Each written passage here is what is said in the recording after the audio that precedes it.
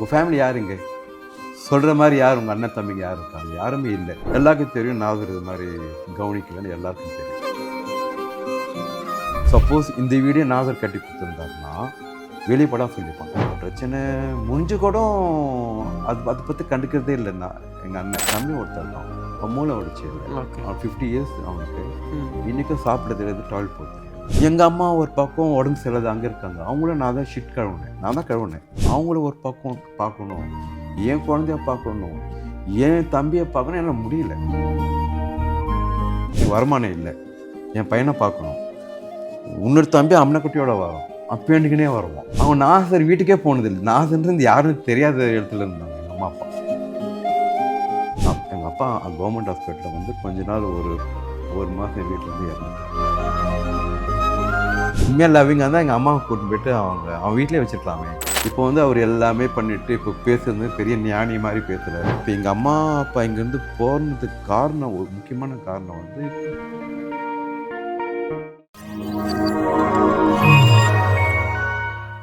ஹே தே people, நீங்கள் பார்த்துட்டு இருக்கிறது டேக் ஒன் தமிழ். நான் உங்கள் விஜய் பிராணேஷ். இன்றைக்கி என் கூட ஆக்டர், பிஸ்னஸ்மேன் ஜவஹர் சார் இருக்காங்க.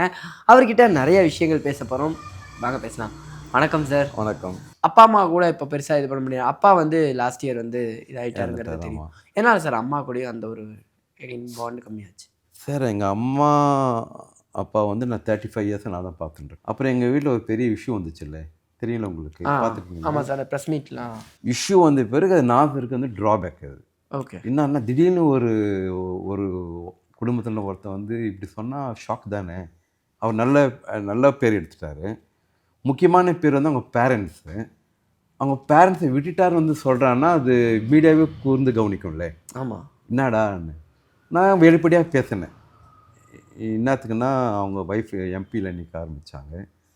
அதுக்கப்புறம் நான் சொன்னேன், நாகர் கூப்பிட்டு சொன்னேன், இங்கே பாரு எங்கள் வீட்டில் எல்லாருக்கும் ஒதுக்கி வச்சுருந்தேன். இப்போ வந்து உங்களுக்கு இன்னொரு ஆசையாக பொலிட்டிக்கலில் போகிறதுக்கு ஆசையாக முதல்ல வந்து அவங்க எலெக்ஷனை நிற்கக்கூடாது சொன்னேன். புரியுதா? எங்கள் ஃபேமிலி ஒழுங்கு இல்லைங்க. உங்கள் ஃபேமிலி யாருங்க சொல்கிற மாதிரி யார் உங்கள் அண்ணன் தம்பிங்க யார் இருக்காங்க? யாருமே இல்லை. அது காரணம் சிலது இருக்குது, நான் சொல்ல விரும்பல. ஓகே. அதனால் மீறி நான் மீடியா நான் சொல்லி பார்த்தேன். அவன் நல்லா மீடியா போவேன். மீடியா போனது சமாடி, அவனுக்கு சமாடி. நான் அவன் ரிப்ளை பண்ணல. அதுக்கு எல்லாருக்கும் தெரியுங்க. அவன் இல்லை சொன்னான்னா செங்கல்பேட்டில் வந்து பேட்டி கண்டிருப்பாங்க. நான் சார் இது மாதிரி நடக்கிறேன், எல்லாருக்கும் தெரியும். நாகர் இது மாதிரி கவனிக்கலன்னு எல்லாருக்கும் தெரியும். எல்லாருக்கும் தெரியும் செங்கல்பேட்டில். நாகர் எதுக்கு நான் போய் சொல்ல முடியாது, வேறு எப்படி போய் சொல்ல முடியாது? சப்போஸ் இந்த வீடியோ நாகர் கட்டி கொடுத்துருந்தாருன்னா வெளிப்படம் சொல்லிப்பான். புரியுதா உங்களுக்கு? ஆமாம். சரி, நாசர் எல்லாம் ஃபால்ட்னு தெரியும், வாய் மூடிக்கிட்டோம். நிறைய பேருக்கு நான் அட்வைஸ் பண்ணியிருக்காங்க, நீங்கள் வாய் ஒன்று சொன்னால் அவன் 2 சொல்லுவான், கம்முன்னு வந்துடுங்க. புரியுதா இல்லையா? நீங்கள் வாய் மூட்டிங்கன்னா 2 3 தடவை பேசிட்டு கம்முன்னு வந்துடுவான். நீங்கள் ஒன்று சொன்னால் அவன் ஒன்று சொல்லுவான். அப்படியே கிளாஷ் போச்சுன்னா பேருக்கு உங்களுக்கு தான் கேட்டோம். நீங்கள் தான் பெரிய இடத்துல இருக்கீங்க, அவன் சின்ன இடத்துல இருக்கான். நாகர் வாயை திறக்கலை. அவ்வளோ பெரிய இஷ்யூ வந்துச்சு. நான் தான் நிறைய பேசினேன், அவர் வாயை திறக்கலை. திறந்துருக்கணும். இல்லை எங்கள் அம்மா நான் தான் கவனித்தேன் அப்படி சொல்லியிருந்துருக்கணும். அப்புறம் எனக்கு ஒரு டென்ஷன் ஆகிடுச்சு. எனக்கு என்னடா பிரச்சனை முடிஞ்சு கூட அதை பற்றி கண்டுக்கிறதே இல்லைன்னா எங்கள் அண்ணன் என்ன கண்டுக்கிறது இல்லைன்னா மீடியாவில் 2 3 மாதம் பேசுவாங்க, அப்புறம் மறந்துடுவாங்க. ஆமாம். இப்படி தான் அவனுக்கு ரிப்ளை வருது கண்டி. அதுக்கு சொல்யூஷனாக வரல அவன். எனக்கு பேர்டன் அதிகமாகிடுச்சு. ஒரு பக்கம் வந்து எங்கள் அம்மா அப்பா வயசாகிட்டாங்க. அம்மா அப்பா ரொம்ப வயசாகிட்டாங்க. கூட என் தம்பி ஒருத்தர் இருக்கான், அவன் மூளை உடச்சி இல்லை. அவன் 50 இயர்ஸ் அவனுக்கு இன்றைக்கும் சாப்பிட தெரியாது, டாய்லெட் போக தெரியாது. எனக்கு ரொம்ப கஷ்டமாக எப்போனா இந்த ஹாலில் அம்மனைக்குட்டியோடு நடந்து போவோம். அம்மனைக்குட்டியோடு ட்ரெஸ்ஸே இருக்காது, நடந்து போவோம். அங்கே அவனுக்கு என்ன சாப்பிடுங்கன்னு தெரியாது. பச்சை மீன் தான் கூட எடுத்து சாப்பிட்ருவான். அவனுக்கு தெரியாது, அவனுக்கு என்னவே தெரியாது. மூளை உடச்சி எழுத பையன் பை பிகினிங்லேருந்து. இது பார்க்க எனக்கு கோவம். என்ன கோவம்னா, நாகரும் தம்பி தானே அவனுக்கு, அப்படி தானே வரும். நான் மட்டும் ஏன் பண்ணணும்னு இன்னும் கொஞ்சம் நான் வெறி ஆகிட்டேன். நான் தப்பாலாம் வெறி ஆகலை. எங்கள் அம்மா ஒரு பக்கம் உடம்பு சரியில்லாத அங்கே இருக்காங்க. அவங்களும் நான் தான் ஷிட் கழுவுனேன், நான் தான் கழுவுனேன். உடம்பு சரியில்லாத நடுவில் விழுந்துட்டாங்க. அவங்களும் ஒரு பக்கம் பார்க்கணும், என் குழந்தைய பார்க்கணும், என் தம்பியை பார்க்கணும். என்னால் முடியல. எப்படி முடியும்? கண்டிப்பாக கஷ்டம். என்னால் முடியல. என்னால் என்ன பண்ணுறது புரியல. என்னடா நம்ம தான் கஷ்டப்படுறோம். இந்த அட்மாஸ்பியர் கல்யாணம் கூட பண்ண முடியல. நான் இப்போ ஃபீல் பண்ணுறேன், ஐயோ கல்யாணம் பண்ணிக்கலாம், இப்படி யாருமே இல்லை. இப்போ எனக்குன்னு செய்கிறதுக்கு யாருமே இல்லை. நான் தான் போய் செய்யணும், நான் தான் பண்ணணும், வரணும். அதனால நான் வந்து இப்போ எங்கள் அம்மா அப்பா இங்கேருந்து போனதுக்கு காரணம், ஒரு முக்கியமான காரணம் வந்து எனக்கு ஒருத்தர் சொன்னார். ஒரு டிஎம்கேல கொஞ்சம் பெரிய ஆள் அவர். ஏன்பா நீ மீடியா கீடியாலாம் போனால் வேஸ்ட்டு, சும்மா போட்டுக்கினே இருப்பாக்காண்டி சொல்யூஷன்லாம் வராது, நீ நேராக வந்து சிஎம்ஐ போய் பாருன்னாரு. சிஎம்ஐ போய் பாரு, என்னத்தினா சிஎம்ஐ போய் ஒரு கம்ப்ளைண்ட்டாக கொடுத்தாருன்னா அவர் வந்து கலெக்டருக்கு ஃபார்வர்ட் பண்ணுவார். செங்கல்பட்டு கலெக்டர் ஃபார்வர்ட் பண்ணி ஸ்டெப் எடுப்பார். கவர்மெண்ட் மாதிரி ஸ்டெப் ஆச்சுன்னா அது யாரும் எஸ்கேப் ஆக முடியாது. புரியுதா? அது பண்ணு, நீ சும்மா மீடியாவில் ஏன் சொல்கிற? நீ போய் நீ போய் சொல்லி எங்கள் அம்மா நான் அப்பான்னு சொன்னேன். என்னப்பா என்னால் பார்க்க முடியல, எனக்கு வருமானம் இல்லை, என் பையனை பார்க்கணும், இன்னொரு தம்பி அம்மனக்குட்டியோட வரோம், அப்பேண்டுக்குனே வருவான், இதெல்லாம் முடியாதுப்பா. அவன் பெரிய ஆள் தான், பெரிய பெரிய பையன், மூத்த பையன் இல்லை, அவனுக்கு ரெஸ்பான்சிபிலிட்டி இல்லை, எனக்கு ஏன் ரெஸ்பான்சிபிலிட்டி, அப்படி கேள்வி வரும் தான். தப்பாலாம் சொல்ல. எங்கள் அப்பா அம்மா என்ன பண்ண, அவங்களும் வயசாகிட்டாங்க. அவங்க நாசர் வீட்டுக்கே போனதில்லை. நாசர்ன்றது யாருன்னு தெரியாத இடத்துல இருந்தாங்க எங்கள் அம்மா அப்பா. புரியுதா? புரியுது. அவங்க வீட்டுக்கு போனதே இல்லை. ரெண்டு தடவை போயிருப்பாங்க ஆயுசில். அவங்களும் அந்த ரிலேஷனே இல்லை. நாசரோட பேர பசங்களும் யாருன்னு தெரியாது. எங்கள் அம்மா பார்த்தது இல்லை. ஒரு தடவை கூட பார்த்தது 2-3 தடவை தான். அது கூட எப்படி தெரியும்? லைஃப்பில் வந்து 30 வயசு பசங்களை வந்து லைஃப்பில் 2 தடவை 3 தடவை பார்த்தோன்னா எப்படி அடையாளம் கண்டுபிடிக்கணும்? கஷ்டமாக இருக்கும். புரியுதா? சுச்சுவேஷன் அது மாட்டினா அப்புறம் நான் சரி நான் துணிச்சிட்டேன். சரி சிஎம்ஐ போய் பார்க்கலாம். சரி லெட்டர்லாம் எழுதிட்டு போய் கொடுத்துட்டேன். சிஎம் செல்லில் போய் கொடுக்கல, எடுத்து எல்லாம் சொல்லி எல்லாம் பேசி என்ன சொன்னாங்கன்னா, சரி சார் நீங்கள் வாங்க, நீங்கள் வந்தோடனே சிஎம் மனு பார்த்தீங்கன்னா அந்த மனு கொடுத்தீங்கன்னா அது கலெக்டர் அதெல்லாம் ரெடி பண்ணிட்டு எங்கள் அம்மா அப்பா நான் பர்மிஷன் கேட்கணும் இல்லை. எங்கள் அம்மா அப்பா சொன்னேன், என் தம்பியை மட்டும் அனுப்புங்க, என் தம்பியை அனுப்புங்க கூட அனுப்புங்க. என்னது எங்கள் அம்மா அப்பாலாம் கூப்பிட்டு நல்லா இருக்காது இல்லை மீடியாவில். என் தம்பி கூட்டு சொல்லிட்டு நான் அங்கே அப்பாயின்மெண்ட் வாங்கிட்டாங்க. இந்த டைமில் அங்கே இருக்கணும், சிஎம்ஐ பார்க்கலாம், இந்த லெட்டர் கொடுத்தாலாம் பார்க்கலாம், டைமில் வந்துருப்பா கரெக்டாக, நீ வந்து 10 மணிக்குனா நீ வந்து 8 மணிக்கு வந்து உட்காந்துன்னு சொன்னாங்க. சரி போயிட்டு எங்கள் அம்மாண்ட சொன்னேன், இது மாதிரி நாளைக்கு போகிறேன் சிஎம்ஐ பார்க்க போகிறேன். எங்கள் அம்மா அப்பாக்கெல்லாம் ஷாக்கு. அது பெருசாகும்ல விஷயம். ஏன்ப்பா அது இருக்கு? என்னம்மா ஃபாரின் வாழ்க்கை விட்டுட்டேன், வருமானம் இல்லை, ஒரு தம்பி வேண்டிக்கினே போகிறான், வேண்டிக்கினே வரான், இதெல்லாம் எவ்வளோம்மா நான் தவிர்க்க முடியும்னா எங்கள் அம்மா எல்லாருக்கும் ஒரு இது தானே, இல்லைப்பா இல்லை நான் சொன்னேன், இல்லைம்மா நான் அப்பாயின்மெண்ட்லாம் வாங்கிட்டேன் சொல்லிட்டு நான் வெளியே போக சமயத்தில் இங்கே வந்து பார்த்தா யாருமே இல்லை எங்கள் வீட்டில். நாதர் பேக் பண்ணிட்டான். பேக் பண்ணுற அவன் வீட்டுக்கு கூட்டின்னு போயிட்டுருக்கணும். 8 கிராமத்தில் வச்சுட்டான். ஒருத்தங்களுக்கு காசு கீஸ் கொடுத்து அப்படி கூட்டின்னு போயிட்டான். அதில் தான் எங்கள் அம்மா இல்லை. இதுதான் சொல்ல வரேன் நான். சப்போஸ் நான் போய் இருந்தேன்னு வச்சுங்களேன், அது சிஎம் வரைக்கும் போய் ஸ்டெப் எடுத்துருப்பாங்க. கலெக்டருக்கு வந்து ஒரு மனு கொடுத்துட்டு என்னோட மனு அங்கே ஃபார்வர்ட் பண்ணுவாங்க செங்கல்பட்டு டிஸ்ட்ரிக்ட் கலெக்டருக்கு. அங்கே ஸ்டெப் எடுப்பாங்களே, வந்து இங்கே விசாரிச்சிருப்பாங்க, எல்லாருக்கும் விசாரிச்சு அப்போ நாசருக்கு இங்கே வரணுன்னா வந்து தான் ஆகணும். அவர் நான் ஷூட்டிங் கிட்டுன்னு சொல்ல முடியாது, புரியுதுதான். அதனால எங்கள் அம்மா எப்படி பிரிச்சு நிற்க முடியலாம். எனக்கு அதெல்லாம் பெரிய லாஸ். எனக்கு எங்கள் அம்மா அப்பா வயசானந்தால் கூட நான் விட்டு போவேன் என் பையனை. அப்புறம் வந்து எங்கள் அப்பா அங்கே போய் கிராமத்தில் இங்கே நான் கட்டுற வீட்டிலேருந்து கொஞ்சம் தூரம் கிராமத்தில் இருந்தார். அங்கே உடம்பு சரியாக போயிட்டு எங்கள் அப்பாவை கூட்டிட்டு போய் ஒரு கவர்மெண்ட் ஹாஸ்பிட்டல் சேர்த்து வச்சுருந்தாங்க. எங்கள் அப்பா கவர்மெண்ட் ஹாஸ்பிட்டலில் வந்து கொஞ்ச நாள் ஒரு மாதம் வீட்டிலேருந்து இறந்துட்டார். இங்கே இருந்தால் நல்லா தான் இருந்திருப்பார். இல்லைன்னா அவ்வளோ பெரிய நடிகர் வந்து ஒரு கவர்மெண்ட் ஹாஸ்பிட்டலில் வைக்கக்கூடாது. நான் சொல்கிறது தான். ரெண்டாவது எங்கள் அம்மாவுக்கு உடம்பு சரியில்லாதாகிட்டு எஸ்ஆர்எம் கூட்டு போய் வச்சுட்டாங்க. எங்கள் என்னத்துக்குன்னா இது அப்புறம் சொல்ல பேட்டி சொல்லிட்டு பேசு இது மாதிரிலாம் நடந்துட்டு பிறகு எனக்கு கடுப்பாயிடுச்சு லைஃபு. நான் ஹானஸ்டான ஆள். நான் புரியுதா உங்களுக்கு? ஹானஸ்டான ஆளுங்க தான் கஷ்டப்படுவாங்க. பொய் சொன்னால் அவன் இனிமேல் கேஸ் போடலாம்ல. நாசரு பொய் கேஸ் போட்டால பொய்யா பேசினாலாம் இப்போ நான் வீடியோ போய் இனிமேல் கேஸ் போடலாம். உண்மையாக லவ்விங்காக தான் எங்கள் அம்மாவை கூட்டிட்டு போயிட்டு அவன் வீட்டிலே வச்சுருக்கலாமே. புரியுது. அவங்க வீட்டில் அவங்கெல்லாம் இருக்காங்க. நாசரோட மாமியார் வீட்டில் எல்லாமே இருக்காங்க. அவங்க மச்சன் எல்லாம் ஒரு 6-7 பேர் இருக்கிறதுல அவங்க அம்மா அப்பா பார்க்க முடியாதா? ஓரளவுக்கு சரி தம்பிங்க சரியில்லைனா கூட அம்மா அப்பாவை நல்லா ஹோல்டில் வச்சுருந்துருக்கணும். என்ன சொல்கிறீங்க? புரியுது. நம்ம அம்மா அப்பா எங்கள் அப்பாலாம் சொத்து விற்று தான் நடிகனாக்குனாரு. அந்த சொத்துலாம் இருந்துச்சுன்னா பல கோடி எங்களுக்கும் ஷேர் வந்திருக்கும்ல. இப்போ வந்து அவர் எல்லாமே பண்ணிவிட்டு இப்போ பேசுறது பெரிய ஞானி மாதிரி பேசுகிறாரு. ஒரு இன்டர்வியூவில் சொல்கிறாரு, கமிலா வந்து அவங்க ஒய்ஃப் ரொம்ப இன்டெலிஜென்ட்டான ஆள், ரொம்ப அறிவாளியான ஆள், அதனால தான் நான் இன்றைக்கி அவ்வளோ பெரிய ஸ்டேஜில் இருக்கேன்னு அவன் சொல்கிறான். அந்த ஸ்டேட்டஸில் இருக்கேன். நான் என்ன சொல்கிறேன்னா, ஸ்டேட்டஸ் அவ்வளோ பெரிய நாசர் என்ன நினச்சிக்கிறான்னா என் ஒய்ஃபால் தான் நான் அவ்வளோ பெரிய ஆளானேன் அவன் அப்படின்னு நினச்சிட்டு இருக்கான். நாசர் நடிக்கிற திறமை வந்து அவனுக்கு தெரியல. இப்போ அவங்க தான் என்ன ஹேண்டில் பண்ணுறாங்க. இங்கே போங்க ஷூட்டிங்க்கு, அங்கே போங்க ஷூட்டிங்க்கு, அப்படி அவங்க தான் ஹேண்டில்.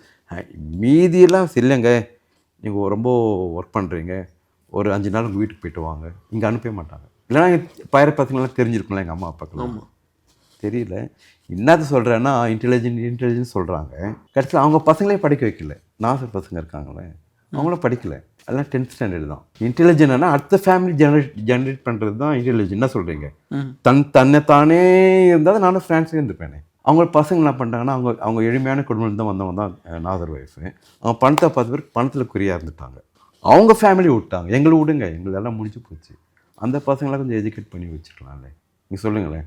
இந்த காலத்தில் வந்து 10th ஸ்டாண்டர்ட் வந்து ரொம்ப படிப்பே இல்லை அது. அதனால இப்போ நாசருக்கு எதுவுமே புரியல. இப்போ நாசர்னா அப்படியே பழகிட்டார். 25 வயசு 30 வயசுன்னா சொல்லலாம், டேய் உங்கள் அம்மா விட்டுடா, இப்படி பண்ணடா, இப்படி இதெல்லாம் சொல்லுவாங்க. 70 வயசு தாத்தாவன்ட்ட போயிட்டு இப்படி சொன்னால் அவனே வயசு 68 வயசு நினைக்கிறேன். 70 வயசு கிட்ட நான் நினைக்கிறேன். இப்போ போய் யார் அட்வைஸ் பண்ண முடியும்? பணத்துக்கு பின்னாடி ஓடலாம். பின்னாடியே நம்ம குடும்பத்தை வந்து ஃபுல்லாக பார்த்துக்கணும். என்ன பிரயோஜனம் படிச்சு? ரஷ்யாவில் இப்படி நடந்தது தெரிஞ்சுட்டு நீ என்ன பிரயோஜனம் இருக்குது? செங்கல்பேட்டில் என்ன நடக்குதோ அதான் தெரிஞ்சுக்கணும்.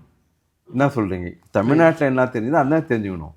நீ ரொம்ப ஃபிலாசபர், நான் பெரிய ஆளாயிட்டேன், ஒரு ஸ்டோரி சொன்னால் ரஷ்யா, போலாண்டு, ஜெர்மனிக்கு அது பண்ணி நம்மளுக்கு செட் ஆகாது. உங்கள் வீடு சுற்றி பார்க்கும்போதும் சரி, இல்லை அந்த கட்டிட்டு இருக்கிற வீடாக இருக்கட்டும், ரொம்ப அந்த ஆன்டிக்கான விஷயங்கள் எல்லாமே பொருட்கள்லாம் வந்து வச்சுருக்கீங்க. அது மேலே இருக்கிற கிரேஸுக்கான காரணம் என்ன? ஒரு சேட்னஸாக நான் மனுஷங்களை நான் பகிர்ந்துக்கவே மாட்டேன்.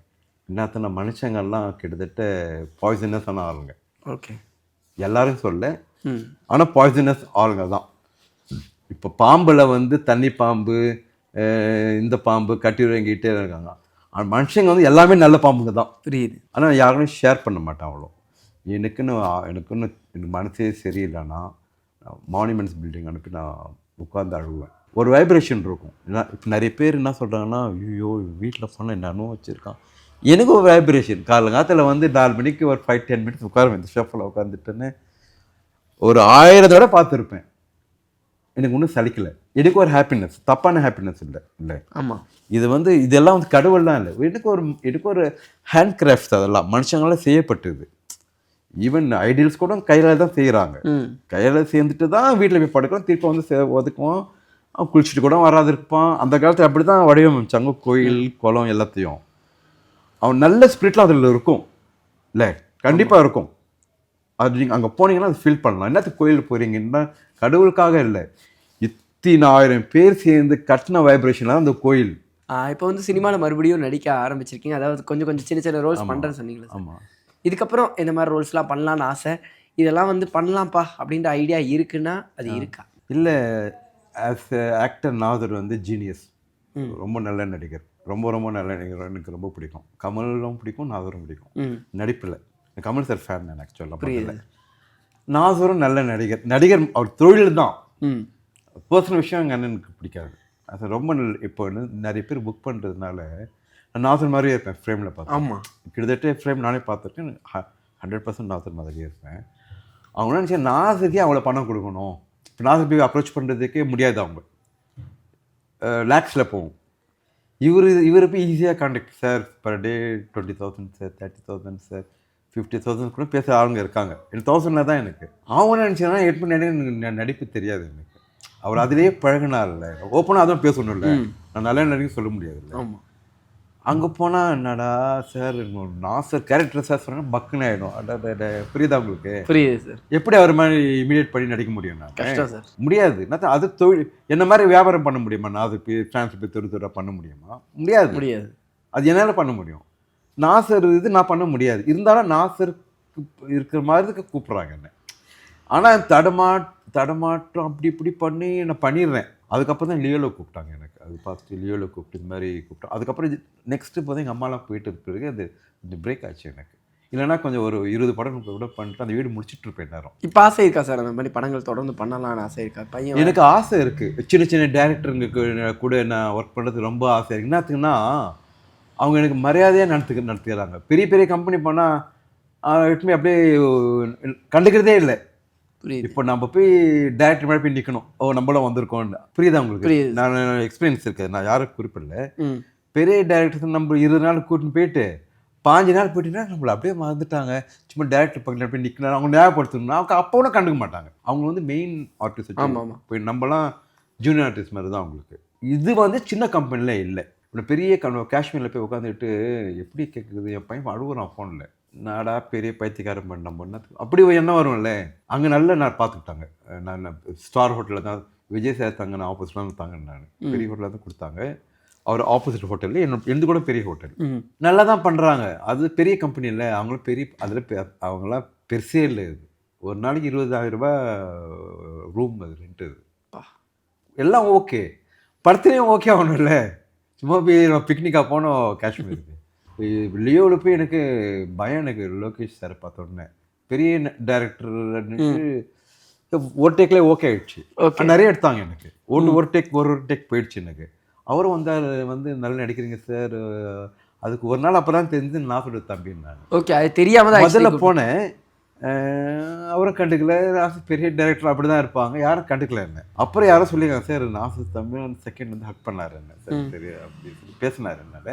அப்புறம் நான் நிறைய கேரக்டர் கொடுத்துருந்தா நல்லா இருந்திருக்கும். அவர் மேலே குறை சொல்ல முடியாது. நான் விஜய் சார் வச்சு பண்ணுறாங்கன்னா அவருக்கு தான் ஹைலைட் பண்ணுவாங்க. நம்மலாம் சப்போர்ட்டிங் தான். அது கூட நமக்கு தேவையில்லை, கதை சொன்னாலே புரிஞ்சுப்பாங்க மக்கள் இல்லை. அதனால் அவர் மேலே குத்தம்லாம் சொல்ல, பட்டு வாய்ப்புகள் கொடுத்தா கண்டிப்பாக அவர் படத்தில் நடிப்பேன். கண்டிப்பாக பிரச்சனை இல்லை. நிறைய விஷயங்கள் பேசினோம் சார். உங்களோட ட்ராவல் பற்றி, நீங்கள் கடந்து வந்த ஜேர்னி பற்றி, சினிமா ஜேர்னி பற்றி எல்லாமே பேசினோம். இந்த ஒரு சந்திப்புக்கு ரொம்ப ரொம்ப நன்றி சார். Thank you very much.